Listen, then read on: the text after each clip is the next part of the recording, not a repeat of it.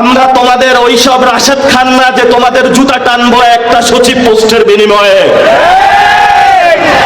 আমরা সেই নুরুল হক নূর না যেই হলো গণ অভ্যুত্থানকে বিক্রি করে যায় একটা প্রতিমন্ত্রীর কাছে। আমরা সেই জুনায়েদ সাকিনা যে লাল পতাকা বিক্রি করে দেয় প্রতিমন্ত্রীর কাছে।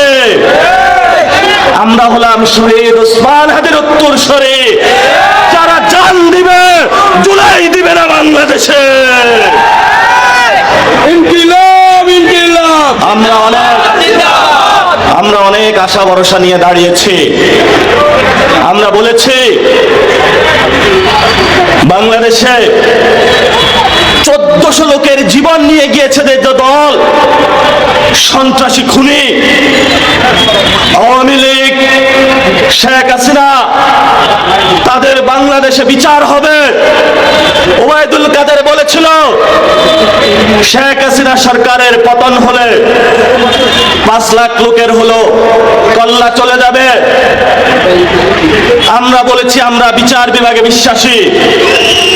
আমরা বিচারালয়ে যা বলে বিচার বিভাগ বাংলাদেশে প্রতিষ্ঠা করতে চাই, যাতে আমাদের আর কোনো আবু সাঈদের মতন কেউ শহীদ না হতে হয়, আর কোনো মায়ের বুক খালি হতে না হয়, আর কোনো আলেম ওলামার রক্ত রঞ্জিত বাংলাদেশ না হতে হয়।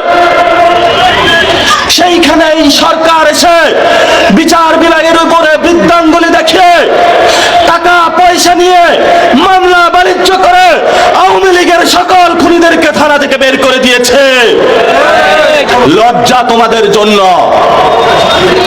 তোমরা এত পচে গেছ, এখন কথা বললেই এগুলা থেকে দুর্গন্ধ ছড়ায়। এগুলা নিয়ে আর কথা বলে লাভ নাই।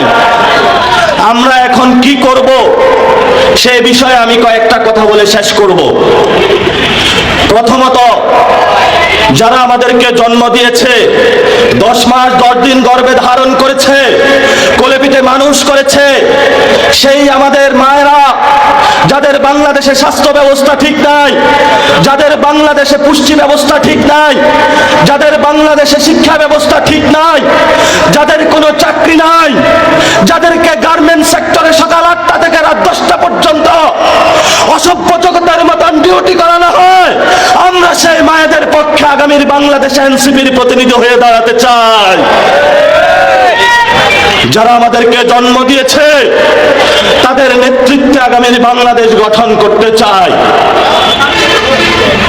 নির্বাচন আসলেই মাথায় টুপি দিয়ে কেউ মরে গেলে আলেমদের কাছে উপস্থিত হোক, যে হুজুর আসেন জানাজার নামাজটা পড়িয়ে দিয়ে যান।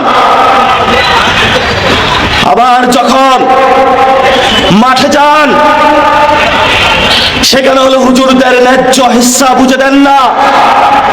আমরা এনসিপি বাংলাদেশের যারা ইসলাম ধর্মাবলম্বী রয়েছে, যারা হিন্দু ধর্মের রয়েছে, যারা খ্রিস্টান ধর্মের রয়েছে, যারা বৌদ্ধ ধর্ম রয়েছে, তাদের সবল অবকাঠামো নির্মাণ, ধর্মীয় স্বাধীনতা নিশ্চিতকরণ, জঙ্গি তকমা রহিতকরণ এবং সকলকে নিয়ে একটি সাম্যের সুন্দর বাংলাদেশ গড়তে চাই। আমরা কোনো বিভাজন করতে চাই না।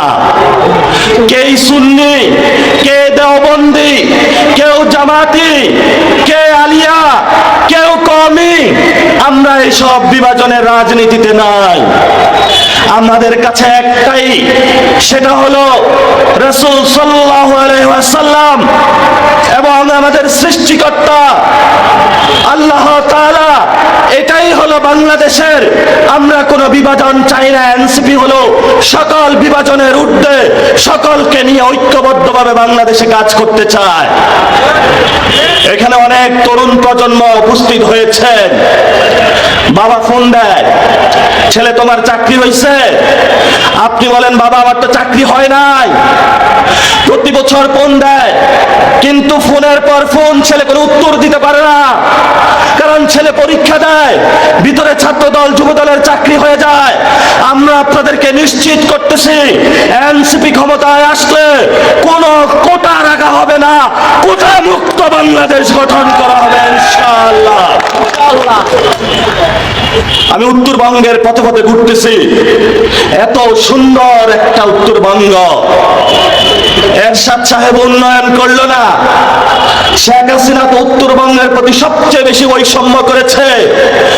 আমরা উত্তরবঙ্গ দক্ষিণবঙ্গ কোনো বৈষম্য করব না।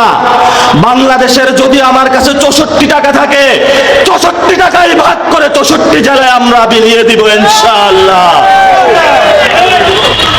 প্রিয় ভাইরা, কথা বললে অনেক দূর যায়। আমরা ব্যবসায়ী ভাইদেরকে বলবো, দোকানে বসে বসে বক্তব্য শুনছেন, একটু পরে কল আসবে, আজকে যা ব্যবসা করছো এটা থেকে আমাকে চাঁদা দাও। ব্যবসায়ী ভাইরা, সেই লড়াইয়ের আহ্বান জানিয়ে বক্তব্য শেষ করলাম। মসজিদে মনে হয় নামাজ হচ্ছে, আমরা চাই না নামাজের সময় মসজিদ আমাদের মাইকের কারণে নামাজের বিভ্রান্তি হলো। আপনারা একটু খোঁজ নেবেন, কারণ এখানে বাংলাদেশ মুসলমানদের 93% মুসলমান। ধর্মীয় রীতিনীতি সবকিছুর প্রতি শ্রদ্ধা রাখাই হলো সুনাগরিকের পরিচয়। আমরা এটাতে বিশ্বাস করি। যারা এখানে উপস্থিত হয়েছেন, নারীরা, আলেম ওলামা, তরুণরা, আপনাদের এই ভালোবাসার ঋণ শোধ করতে পারবো না। আপনারা সন্তান হিসাবে সঠিক। কেমন আছেন? সবাই বলেছে আলহামদুলিল্লাহ। আজকে প্রোগ্রামে অনেক নারীরা উপস্থিত হয়েছে, এটা খুবই আশার দিক। কারণ রাজনীতি করতে হলে নারীরা যদি অনুমতি না দেয়, রাতে হলে ঘরে ভাত খাইতে দিবে না।